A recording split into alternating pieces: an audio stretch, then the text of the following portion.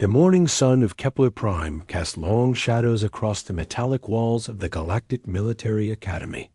Inside Classroom 7, Commander HFY stood before a group of young alien cadets, his 4 silver arms moving in precise gestures as he spoke. His scaled face showed the calm confidence of someone who had trained thousands of soldiers over the decades. Today marks a new chapter in our Academy's history. HFY announced to the mixed group of alien students. For the first time, we welcome human cadets to our program. The alien students shifted in their seats. Some leaned forward with curiosity, others pulled back slightly. The insectoid Veltar cadet named Clixmo clicked his mandibles nervously. His large compound eyes reflected the classroom lights as he whispered to his neighbor, "I heard humans are the species that reached space using exploding chemicals." Beside him, a gaseous being named Wispara from the Nephilim race floated in a contained field suit. His translucent blue form rippled with interest. "My professors said they only discovered faster-than-light travel 50 Earth years ago. Most species take centuries to develop such technology safely." Near the back of the room, Crystal, the Zarian student's crystalline body, caught the light and split it into rainbow patterns on the wall. Her voice came through harmonic vibrations. "They are supposed to be quite primitive compared to us. This should be educational." The plant-like Verdani student Rootwill rustled his leafy appendages. "I read they still use kinetic weapons in. They're military. Actual projectiles that cause physical damage. How barbaric." Commander HFY raised one of his hands for silence. "Your new classmates have traveled far to be here. I expect you to treat them with the same respect you show each other." The classroom door slid open with a soft hiss. 4 humans walked, in wearing simple green uniforms that looked plain compared to the advanced materials and energy-based clothing the aliens wore. They moved with a purposeful stride that caught the attention of every alien in the room. The first human was a tall man with short brown hair and steady dark eyes. He carried himself like someone used to being in charge. Behind him walked a woman with black hair pulled back in a neat bun, her movements precise and controlled. The third human was a younger man with sandy hair who looked around the room with open curiosity.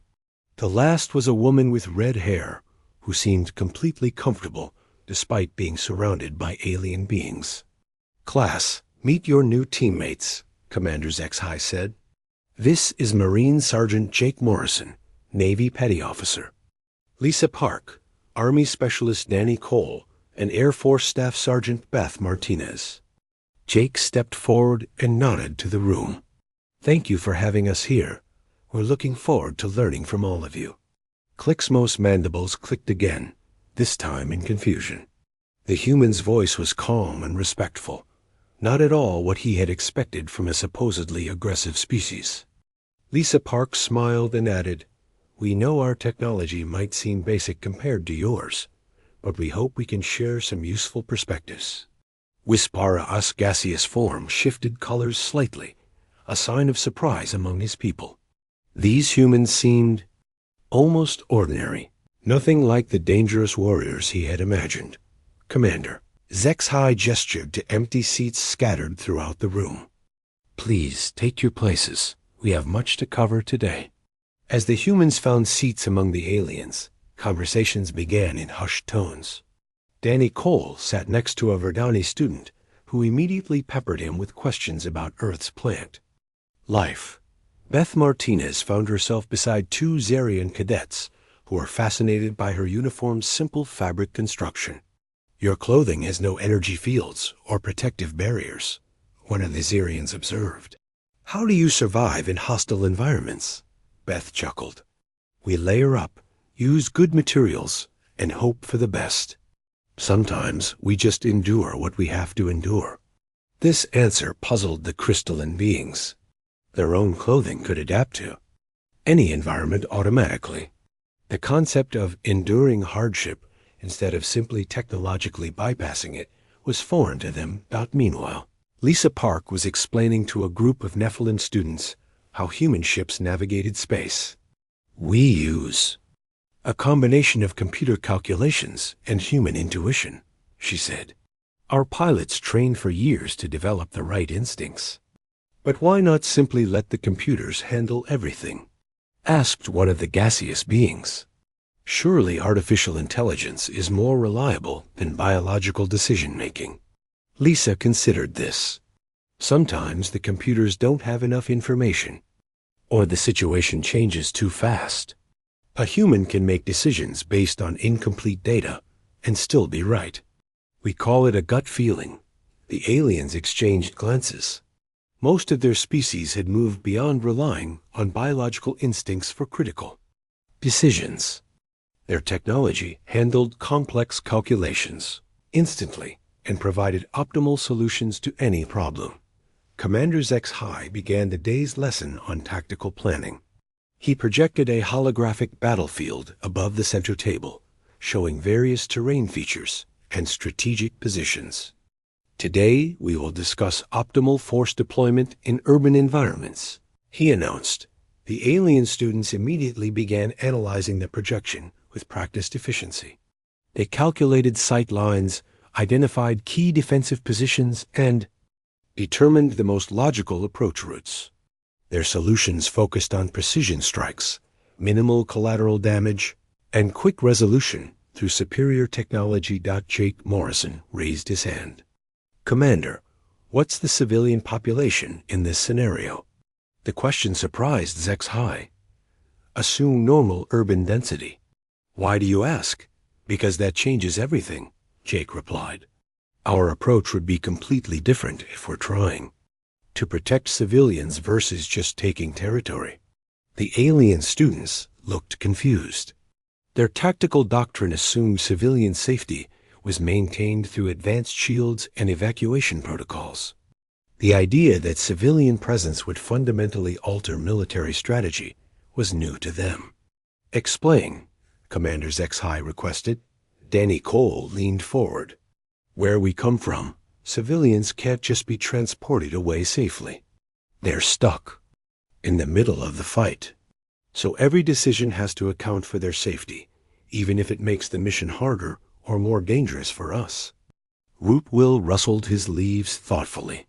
"But surely your commanders would not order attacks that endanger innocent lives?" The four humans exchanged a look that the aliens couldn't quite interpret. It was Lisa Park who answered, "Sometimes there are no good choices. Sometimes you have to choose between bad and worse, and hope you can live with the consequences." This statement created an uncomfortable silence in the room. The alien species had long ago developed technologies and social systems that eliminated such moral dilemmas. The idea of being forced to choose between two harmful options was deeply disturbing to them. Commander Zex noted the tension and decided to move on. "We will explore these philosophical differences as the program continues. For now, let us focus on the technical aspects of the scenario." As the class continued, the alien students found themselves increasingly puzzled by their human classmates. The humans seemed competent and intelligent, but their approach to problems was unlike anything the aliens had encountered.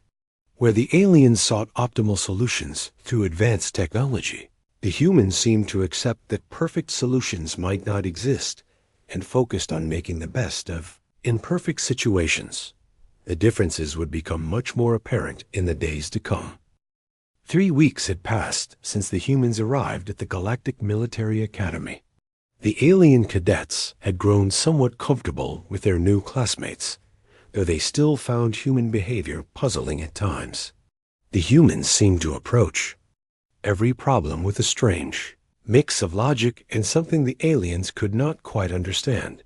Commander Zex entered the classroom carrying a data tablet, his 4 arms moving with purpose. The mixed group of students looked up from their morning discussions. Jake Morrison was explaining to a fascinated Veltar student how humans used camouflage paint on their faces during combat operations. "Attention, cadets," Zex announced. "Today, I am assigning your most important project of the semester. You will work in mixed teams to analyze historical battle footage from your home worlds. The alien students perked up with interest. This was the kind of assignment they excelled at. Clicksmo clicked his mandibles excitedly, while Wispara's gaseous form brightened to a cheerful yellow color. Each team will present their analysis to the class, the commander continued. You must identify key tactical decisions, strategic advantages, and technological applications. The goal is to learn from each species' approach to conflict resolution. Crystals. Crystalline body hummed with anticipation. When do we present, Commander? Next week. I suggest you begin immediately. Izakai paused and looked directly at the human cadets. Remember, this is about learning from each other's experiences and methods. As the commander left, the students quickly formed their assigned teams. Each group contained 2 aliens and 1 human. Jake found himself paired with Clicksmo and a Nephilim student named Floara. Lisa Park worked with Christo and Rootwill. Danny Cole teamed up with 2 Zerion cadets who are twins named Sparkle and Glimu. Beth Martinez joined a Veltar student called Buzak and a young Verdani named Leafton. The alien students immediately began discussing their presentations with enthusiasm. They had access to extensive databases of their civilization's most impressive military achievements. The prospect of showing off their advanced warfare techniques to the primitive humans was exciting.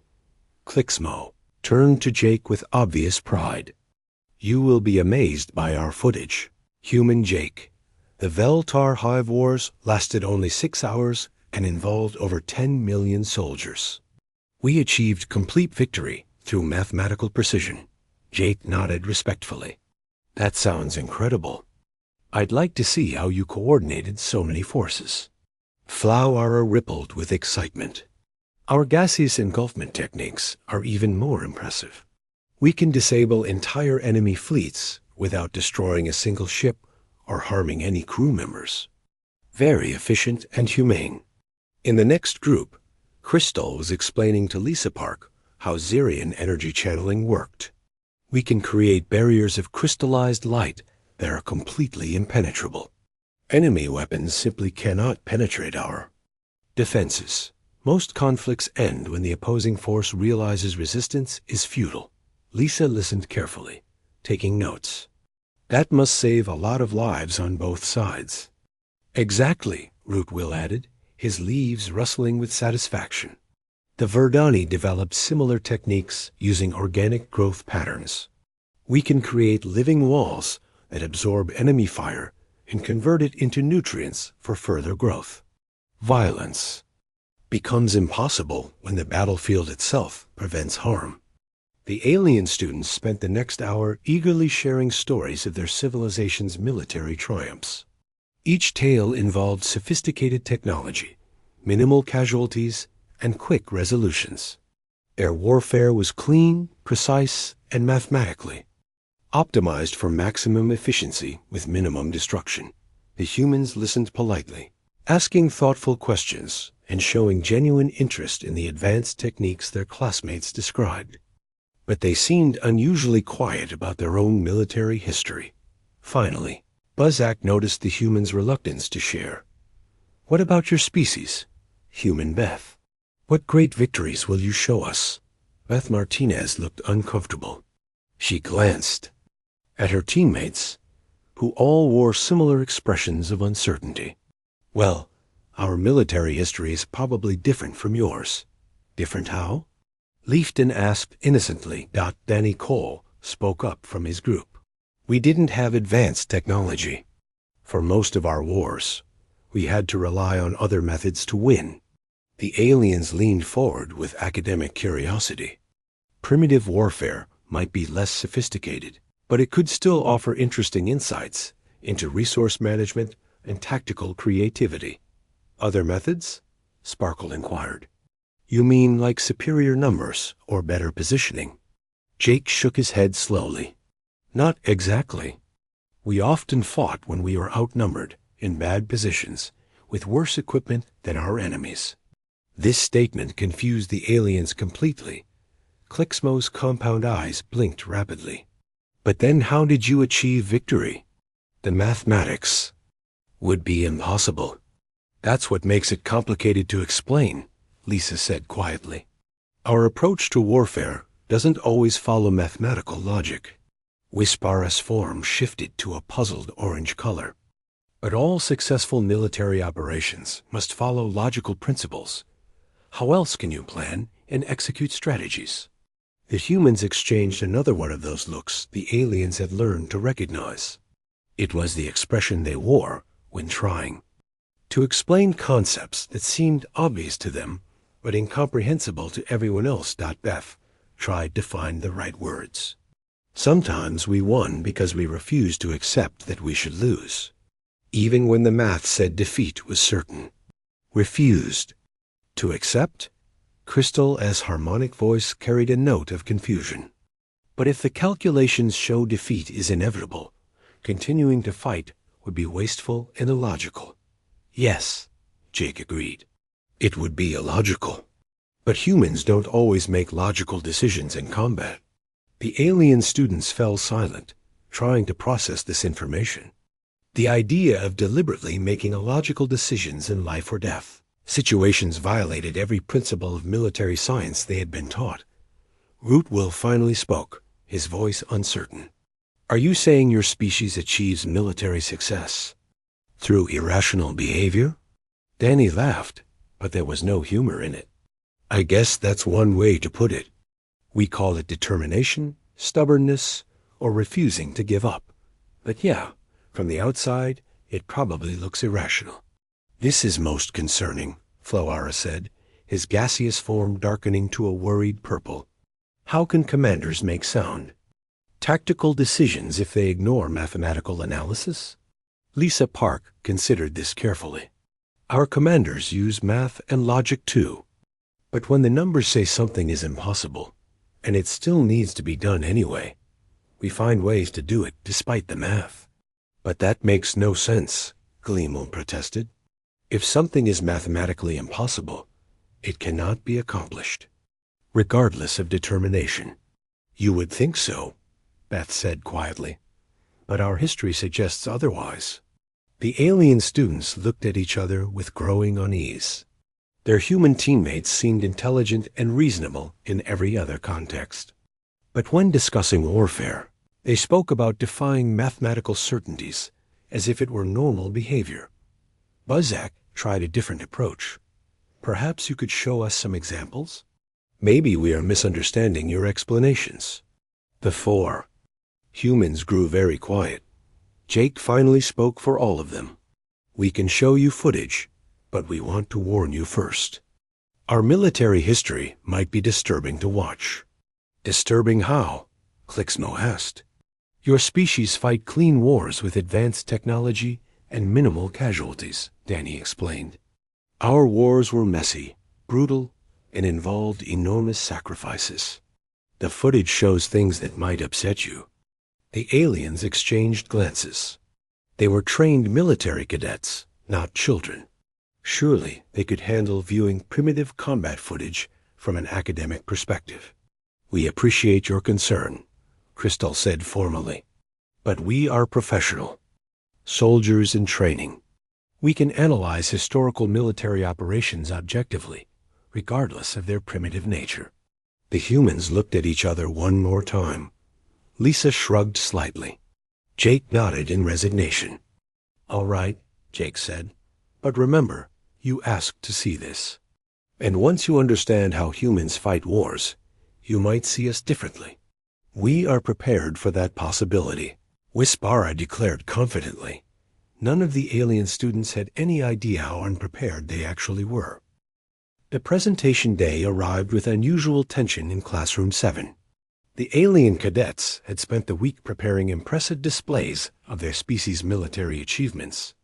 Holographic projectors and advanced data systems filled the room, ready to showcase the sophisticated warfare techniques that had made large-scale conflict obsolete among the galactic civilizations. Commander Zex High took his position at the front of the room, while the mixed teams arranged their materials. The aliens seemed excited and confident, while the humans appeared unusually subdued. "We will begin with the Veltar presentation," Zexhai announced.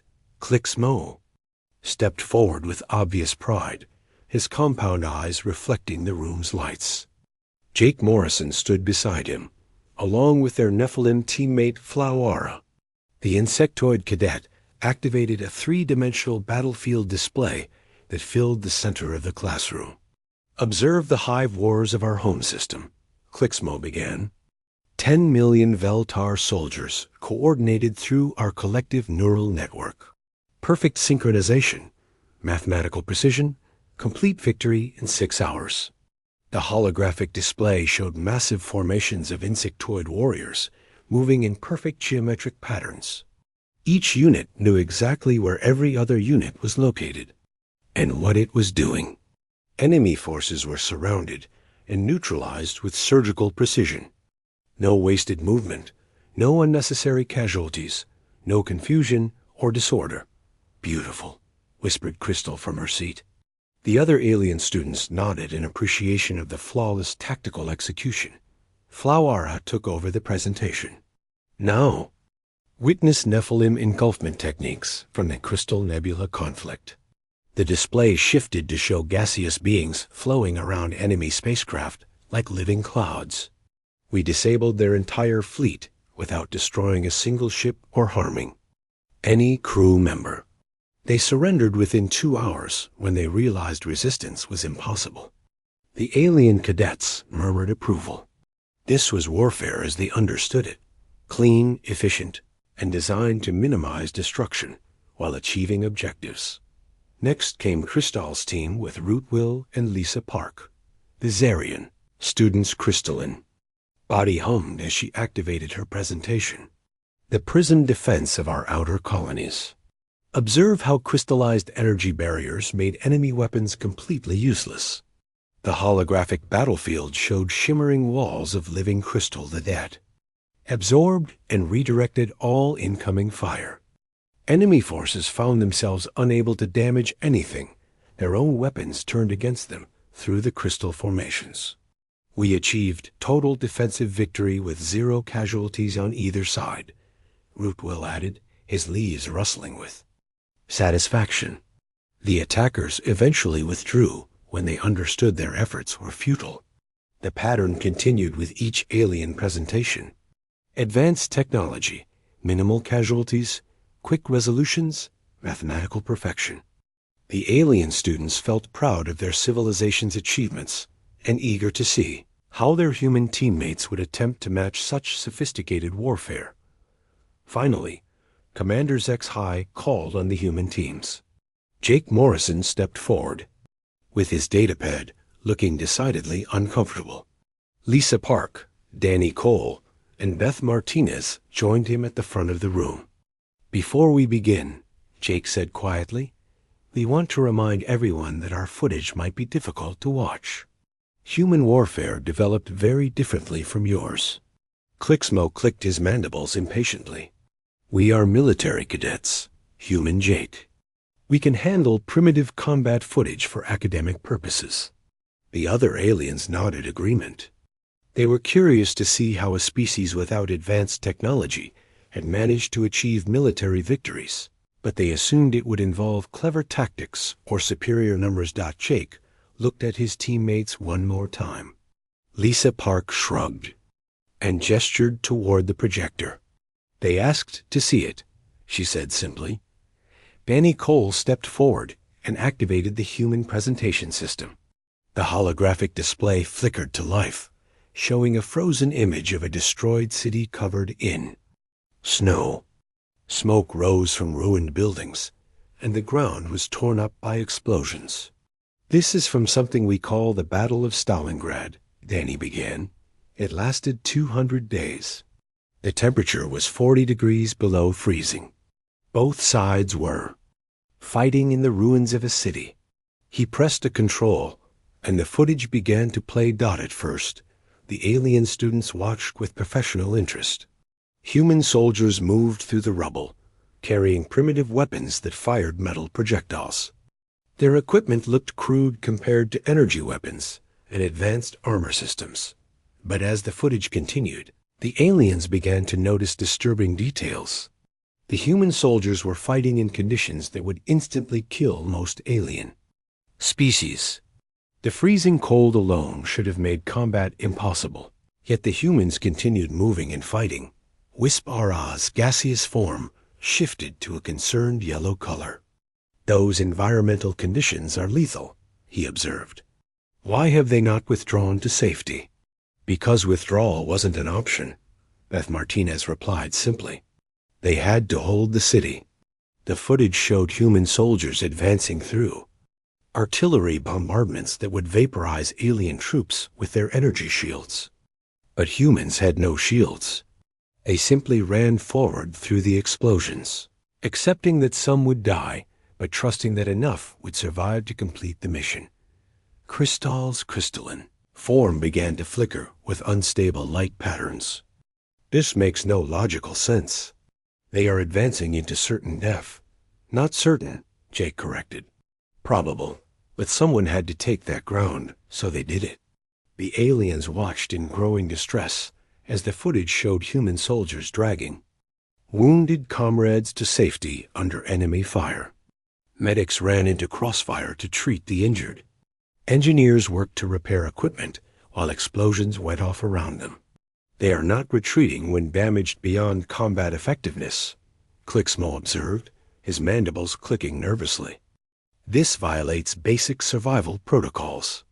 "They're still combat effective as long as they can pull a trigger or carry a wounded friend," Danny explained. "We don't measure combat effectiveness the same way you do." Flauara's form had turned a deep purple, indicating extreme distress among his people. "But the mathematical probability of survival decreases with every moment they remain in those conditions. Logic demands tactical withdrawal." Lisa Park looked at the worried alien faces around the room. "Logic demands a lot of things that aren't always possible in the real world. Sometimes you fight where you are with what you have, whether it makes mathematical sense or not." The footage continued, showing scenes that horrified the alien cadets. Humans fighting with broken equipment, wounded soldiers refusing medical evacuation to stay with their units, small groups holding impossible positions against overwhelming odds simply because someone had to hold them. Root will began shedding leaves uncontrollably, a severe stress response among the Verdani. "This is not warfare," he said in a shaking voice. "This is organized suicide." "No," Beth said firmly. "This is what warfare looks like when you don't have energy shields and teleportation and abundant resources. This is what you do when failure means people you care about will die." The alien students stared at the holographic display in shock. They had expected to see primitive, but perhaps cleverly tactical combat. Instead, they were witnessing what appeared to be mass insanity on an organized scale. Jake paused the footage and looked around the room. Every alien face showed signs of severe psychological distress. Some were trembling, others had changed colors, and several looked like they might be sick. "We have more footage if you want to see it," he said quietly. "This is just one battle from one more, but maybe we should stop here." Clixmo's voice was barely a whisper. "How many of your soldiers survived this battle?" "About 30%, Danny answered matter-of-factly. "And you consider this a victory?" Wispara asked in disbelief. "We held the city," Jake replied. "That was the mission." The alien students sat in stunned silence, trying to process what they had seen. Their understanding of warfare, of logic, of basic survival instincts had been completely shattered by 20 minutes of human military footage, and the humans had warned them. This was just the beginning. The classroom remained silent for several long moments after Jake paused the Stalingrad footage. The alien cadets stared at the frozen holographic display, their faces showing various signs of distress. Commander Zex-High observed from the back of the room. His forearms crossed as he watched the unprecedented reaction of his students. Crystal was the first to speak, her crystalline voice wavering with uncertainty. Perhaps that battle was an unusual situation? Surely not all human conflicts involve such extreme conditions? The four humans exchanged those looks again. Lisa Park stepped forward and activated her datapad. Actually, that's pretty typical for us. Here's footage from what we call the Pacific Theater of the same war. A new holographic scene appeared, showing a small volcanic island surrounded by dark ocean water. The landscape was torn apart by explosions, with no vegetation remaining, and the ground scarred by countless shell craters. This is Iwo Jima, Lisa explained. The defending force knew they couldn't win. They had no hope of reinforcement or rescue, but they fought anyway because it was their duty. The footage began playing, and the alien students watched in growing horror as human soldiers advanced across open ground under heavy fire. There was nowhere to hide, no cover from the deadly rain of metal projectiles. Yet the humans kept moving forward. Buzak's insectoid form began trembling. Why do they not retreat? The tactical situation is hopeless. Because retreat wasn't an option, Danny Cole replied. The mission had to be completed regardless of cost. The aliens watched human soldiers climb over jagged rocks while enemy fire cut down their comrades around them. When one human fell, another took his place. When equipment was destroyed, they improvised with whatever remained. When wounded, they continued fighting until they physically could not move. Wispara's gaseous form had turned completely black, a color that indicated terror among his people. This is madness. Your species fights like broken machines that cannot shut down when damaged. We're not machines, Beth Martinez said quietly. We're people who understand that some things are more important than our individual survival. The footage showed a human medic running across open ground to reach wounded soldiers, ignoring the bullets flying around him. He dragged one injured man to safety, then immediately ran back for another. That medic will be killed, Flower observed, his voice shaking. The probability is nearly absolute. Maybe, Jake agreed. But if he doesn't try, those wounded soldiers will definitely die. So he tries anyway. Rootwill suddenly stood up, shedding leaves in a cascade of green that covered the floor around his chair. I cannot watch this anymore. This is not military tactics. This is organized insanity. Several other alien students were showing similar signs of breakdown. Sparkle and Gleamhill, the Zarian twins, were flickering between colors, so rapidly their forms looked like strobe lights. Clixmo had pulled his limbs close to his body in a defensive posture. We can stop here, Lisa offered, reaching for the controls. No, Commander Zex-High said from the back of the room. Continue. They need to understand. Lisa hesitated, then activated another file. This is from a more recent operation, a rescue mission in hostile territory. The new footage showed a small group of human soldiers moving through dense jungle. They wore modern equipment that looked more advanced than the previous videos, but still primitive compared to alien technology. The mission was to extract civilians from a combat zone, Danny explained. Intelligence estimated 30% casualties for this type of operation. The alien students watched as the human rescue team encountered enemy forces almost immediately. The firefight was brutal and chaotic, nothing like the organized precision they had seen in alien military operations. Humans dove for cover behind trees and rocks, firing their weapons while explosions went off around them. Where are their shields? Crystal asked desperately. How do they survive without energy barriers? We don't have shields, Jake replied. We have training, teamwork, and the willingness to risk everything for the mission. One by one, the humans in the footage were wounded or killed. But the survivors kept moving toward their objective, carrying their injured teammates and the rescued civilians. When their vehicles were destroyed, they continued on foot. When their equipment failed, they improvised solutions. Leafton made a sound like wind through dying branches. They are taking 80% casualties and still continuing the mission. This violates every principle of military science. The mission parameters called for extraction if casualties exceeded 30%, Beth explained.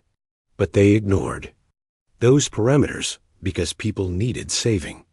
But if the mathematical models say the mission should be aborted, why continue? Bazak demanded, his voice high with stress. Because math doesn't account for everything, Lisa answered. It doesn't measure how much you care about the people you're trying to save. The footage showed the final moments of the rescue operation.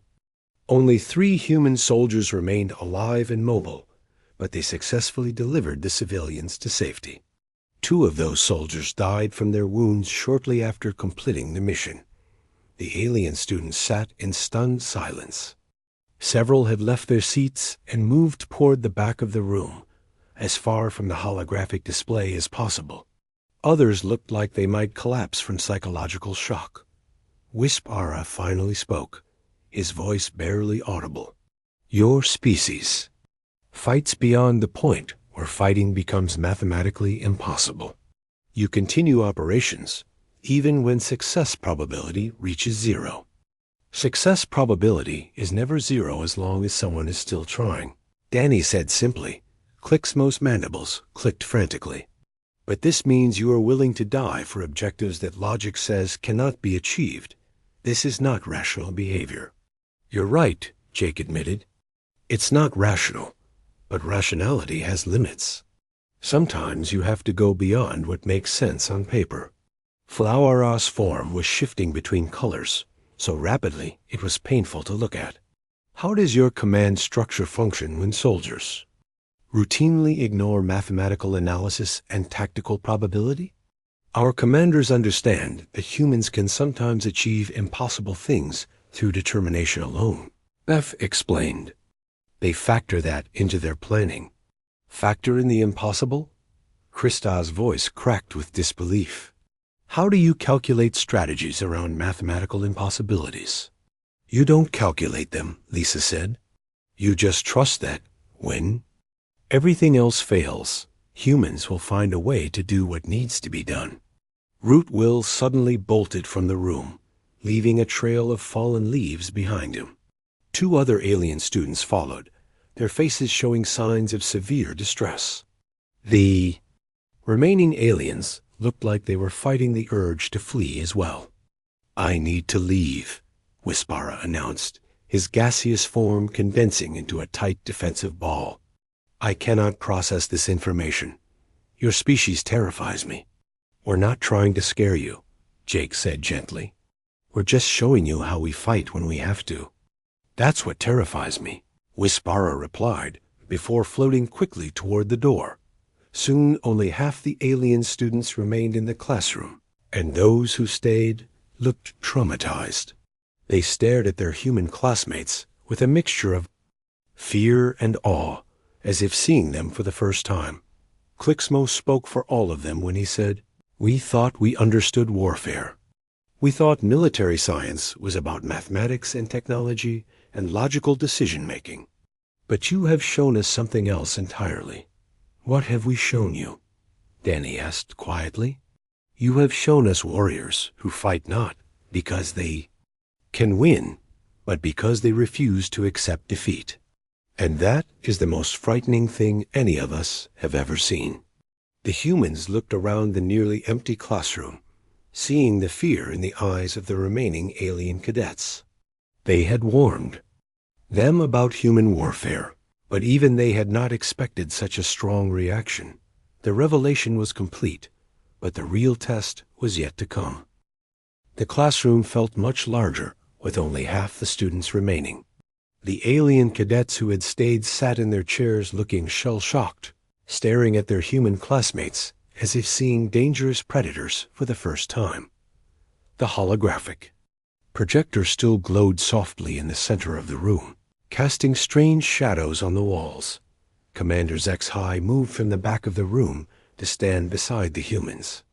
His forearms were crossed, and his scaled face showed deep concern. The silence stretched on for several minutes before he finally spoke. "Class dismissed," he announced quietly. "All students except the humans may leave. The remaining alien." Cadets gathered their belongings quickly and filed out of the room. Most avoided eye contact with Jake, Lisa, Danny, and Beth as they passed. Clicksmo paused at the door and looked back, his compound eyes reflecting confusion and fear, before hurrying after his classmates. When the door closed behind the last alien student, Commander Zex-High turned to face the 4 humans. They stood, together near the projector, looking tired and somewhat guilty. "In 30 years of military instruction," Zex-High began, "I have never seen students react with such extreme distress to historical footage. Your species' approach to warfare appears to violate several psychological principles we consider universal among intelligent life." Jake Morrison stepped forward slightly. "Commander, we tried to warn them.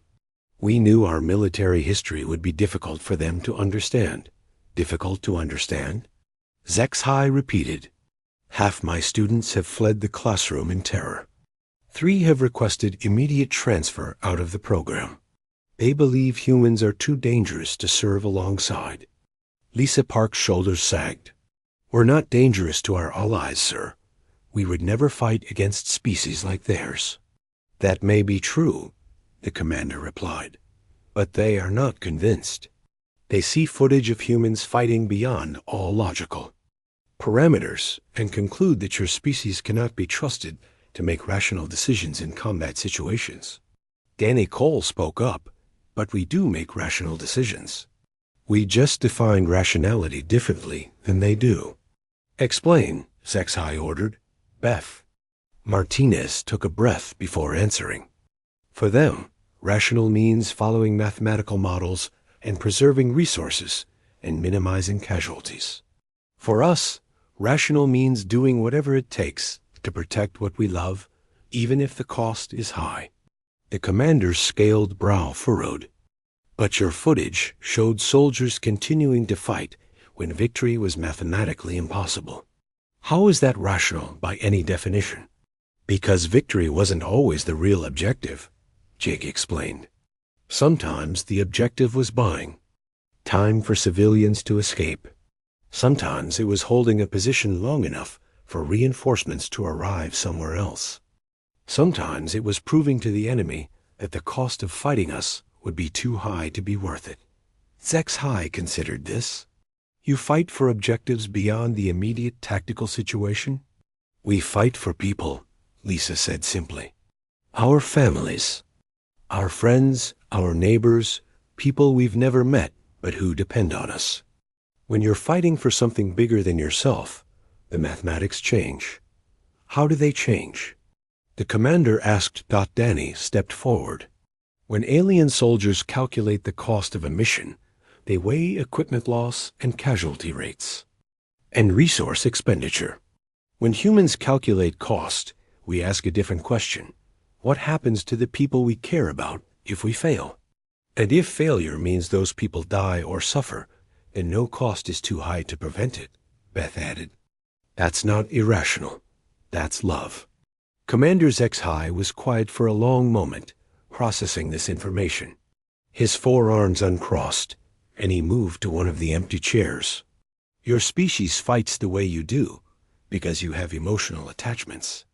That override logical self-preservation," he said slowly. "Yes," Jake confirmed, "but it's not just emotions. It's a choice. We choose to value other people's lives more than our own comfort or safety, or even our own lives. This creates soldiers who will continue fighting in situations where other species would surrender or retreat." Zex-High observed. "It creates soldiers who refuse to abandon hope," Lisa corrected, "even when hope seems impossible."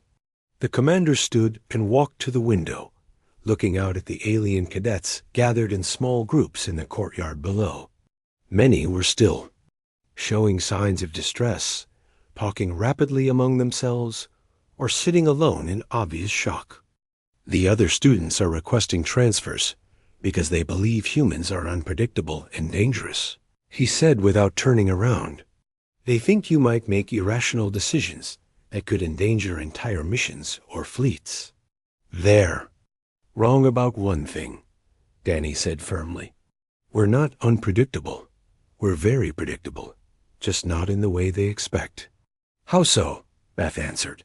You can always predict that humans will fight harder when we're protecting others than when we're protecting ourselves. You can predict that we'll never abandon our teammates, even in hopeless situations. You can predict that we'll find ways to keep going when logic says we should stop. And you can predict, Jake added, that we'll never, ever give up on innocent people who need our help.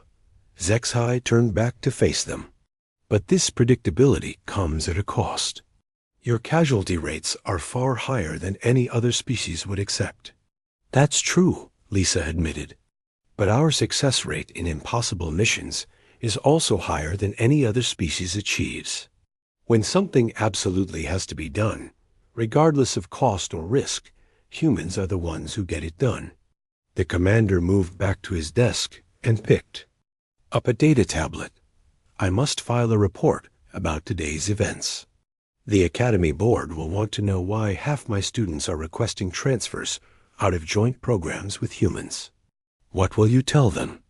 Danny asked. Zexhai looked at each of the humans in turn. I will tell them that human tactical doctrine represents an advanced form of warfare that transcends mathematical optimization through the application of what you call heart. I will recommend that your approach be studied not as primitive barbarism, but as a sophisticated strategy that achieves results other species cannot match. The humans looked surprised. Jake spoke for all of them. You're recommending they keep us in the program? I am recommending more than that, the commander replied. I am recommending that other species learn from your example. Not to fight exactly as you do, but to understand that there are situations where mathematical models are insufficient guides for action. And the students who want to transfer? Beth asked. Zexhai paused his writing and looked up. Some will transfer, and that is their choice. But I suspect that after they process what they have seen, some will return. They will realize that while humans might be frightening allies, you would be infinitely worse as enemies.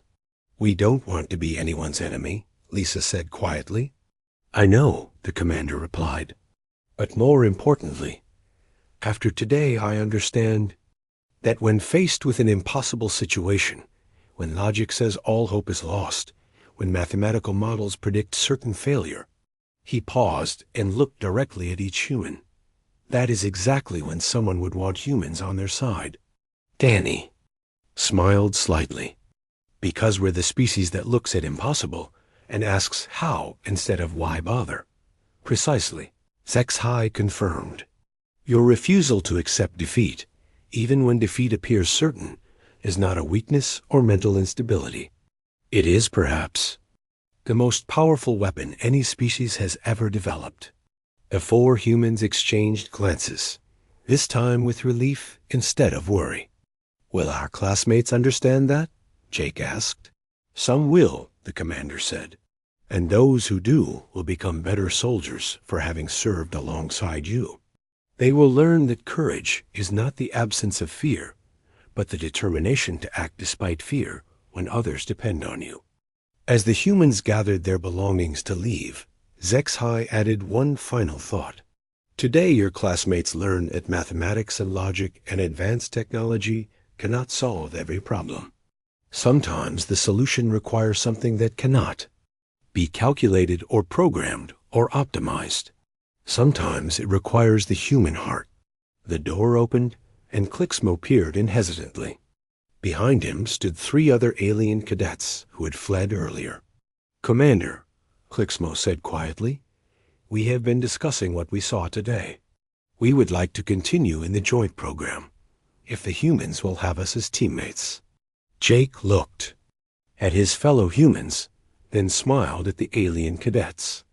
Of course. But you should know that working with us means sometimes doing things that don't make mathematical sense. We are beginning to understand, Clixmo replied, that some of the most important things cannot be measured in mathematics.